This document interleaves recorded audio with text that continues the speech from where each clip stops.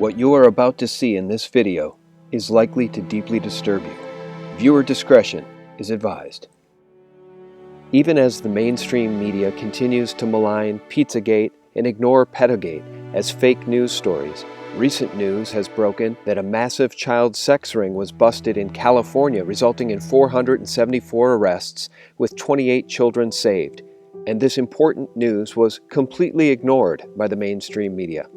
And while the mainstream mockingbird media ignores the plight of human trafficking and the sex trade involving children, NBC News reported on its website that flight attendants were training to spot human trafficking prior to the Super Bowl. And according to Telesur, human trafficking, a friendly way of saying slavery, hit a record high in 2016 in the United States. Again, a fact the mainstream media goes out of its way to avoid. In fact, the mere mention of even the most cursory facts about the investigation known as Pizzagate can result in the discipline, demonization, or loss of a reporter's job, as Ben Swan, an investigative journalist at a CBS affiliate in Atlanta, recently demonstrated. The entire system, including the Department of Justice, seems to be aligned against the truth about human trafficking and pedophilia. Well, we've already found a secret memo coming out of the Justice Department. They're now going to go after 12 new perversions, things like bestiality, polygamy, having sex with little boys and making that legal. Why are the powers that be in the United States so deathly afraid of the truth about Pizzagate being revealed? Because, as you are about to see, what's really going on globally is far worse and far darker than even what's been suggested so far by Pizzagate. And it's been practiced by some of the world's elite for centuries. As we've said repeatedly, Pizzagate is just the tip of the iceberg. In February's Symbolic Picks of the Month from Vigilant Citizen, two extremely disturbing murals in the city of Brussels, Belgium, were showcased, literally appearing overnight, one depicting a young boy held down by a man holding a knife, and the other, even more disturbing, featured a gutted body hanging upside down, painted on the side of a high-rise residential building. And as Vigilant Citizen noted in his article, in the end, this quote-unquote art is a symptom of the toxic mind state that permeates society. However, I'd like to point out, I think there's something much more insidious going on here. Brussels is much more than just a city in Belgium. It's considered the de facto capital of the European Union, having a long history of hosting the institutions of the European Union within its European quarter. Brussels hosts the official seats of the European Council, the Council of the European Union, and European Council, as well as a seat of the European Parliament. As we have noted, it is the bureaucrats in Brussels that control the entire European Union. People don't understand what the European Union is. They don't understand how it's governed. They don't know who are the people who are running it, but they know that they weren't chosen by the people. And those very same bureaucrats have superseded the authority and will of the people.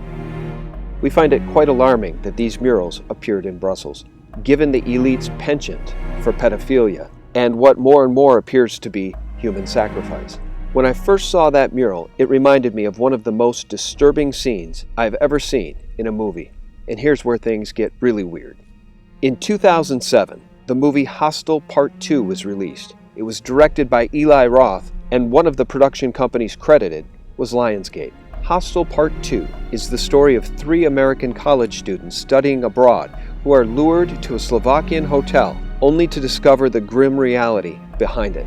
Each and one by one, the young students are lured away and soon find themselves in the bowels of a sadist nightmare where elite from around the world gather and pay huge sums of money to have their sickest, most sadistic fantasies come true, and always resulting in the murder of one of these kidnapped victims. And in one scene, one of the most graphic and disturbing sequences ever captured on film is to be found, and it depicts exactly what you see on that building in Brussels. In the death scene of Lorna, played by actress Heather Matarazzo, the young college student finds herself bound and gagged upside down over a large tiled bath.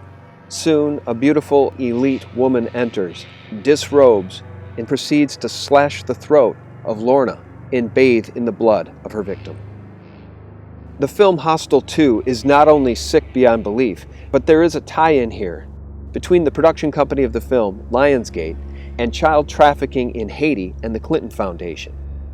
This link has been mentioned by George Webb specifically on Day 84, Part 2.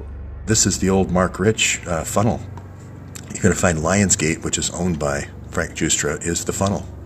Is the funnel from Frank and Carlos Slim straight through to the Clinton Foundation. This is the movie funnel. And I don't know if you remember, Lionsgate did all the ones where the girls had to run for their lives. Hunger Games, that's it. And if you read Kathy O'Brien's description of when she was, told to just put a pair of tennis shoes on naked and run for her life, and then the guys ran after her and raped her, it's almost the plot of that movie. Could it be that the elite around the world, in many cases, are just as sick and sadistic as the woman bathing in the blood of her victim in the movie Hostel Part 2? Because it reminds me of the story of Elizabeth Bathory, labeled by Guinness World Records as the most prolific female murderer. Bathory and 4 collaborators were accused of torturing and killing hundreds of young women between 1585 and 1609. The highest number of victims cited at Bathory's trial was 650. The stories of Elizabeth Bathory's serial murders and brutality are verified by the testimony of more than 300 witnesses and survivors, as well as physical evidence and the presence of horribly mutilated dead, dying, and imprisoned girls found at the time of her arrest. Stories which ascribe to her vampire-like tendencies, most famously the tale that she bathed in the blood of virgins to retain her youth. Born into a privileged family of nobility, Elizabeth was showered and endowed with wealth, education, and a stellar social position. Between 1602 and 1604, after rumors of Bathory's atrocities had spread throughout the kingdom, a Lutheran minister made complaints against her, both publicly and at the court in Vienna. Finally, in 1610, King Matthias II assigned Georgi Thurzo, the Palatine of Hungary, to investigate. Thurzo ordered 2 notaries to collect evidence in March 1610. The notaries collected testimony from more than 300 witnesses. According to all testimony, Bathory's initial victims were the adolescent daughters of local peasants, many of whom were lured to the castle by offers of well-paid work as maidservants in the castle. Later, she is said to have begun to kill daughters of the lesser gentry, who were sent to her by their parents to learn etiquette. 2 witnesses actually saw the Countess torture and kill young servant girls. According to the testimony of the 2 defendants, Elizabeth Bathory tortured and killed her victims not only at Saget, but also at 3 of her other properties and elsewhere. In addition to the defendants, several people were named for supplying Elizabeth Bathory with young women, procured either by deception or by force.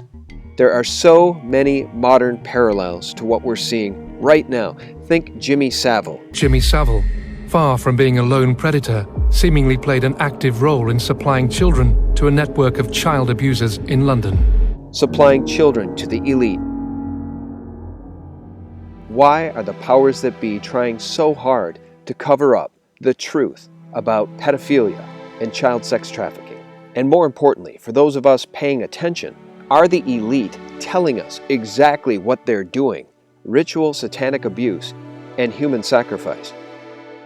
The murder scene of the young college student in Hostel Part 2 is exactly what's depicted on the side of this building in Brussels, Belgium, and counted by the elite as art. Not only is Pizzagate just the tip of the global pedophile and satanic ritual sacrifice iceberg, what lies just below the surface is far more horrifying than most of us can imagine. Witness statement by Ella Draper from 21st of March 2015. From the outside, you appear to be a nice Jewish girl. Definitely. And you all are worshiping the devil inside the home? Right. Hereby give this witness statement under the Criminal Law Act 1967. There's other Jewish families across the country. It's not just my own family. To expose serious crimes of satanic ritual abuse. This is the belief system in evil and the power that evil gives you. Including rape, sodomy, murder, and cannibalism committed against infants and children in churches and primary schools in the UK. So Tina, you counsel ritually abused kids like Rachel. Yes, and adult survivors of ritual abuse, the treatment of MPD. And you say that it is far more prevalent than we probably imagined. There's no question about it. They're kidnapping children in Haiti, they're kidnapping children all over the world. Because guess who set up the International Center for Missing Children? Bill fucking Clinton. When you were brought up in this kind of evilness, did you just think it was normal? I blacked out a lot of the memories I had because of my multiple personality disorder. But yes, I mean, it's like if you grow up with something, you think it's normal. Our government is run by child rapists. I believe a lot of these preschool kids are being abused now, so that in future years they will be called to be our future generation. You mean in the nursery schools that we hear Yes, about? yes. In many cultures, you still find the belief that there is strength and power in the actual consumption of human flesh.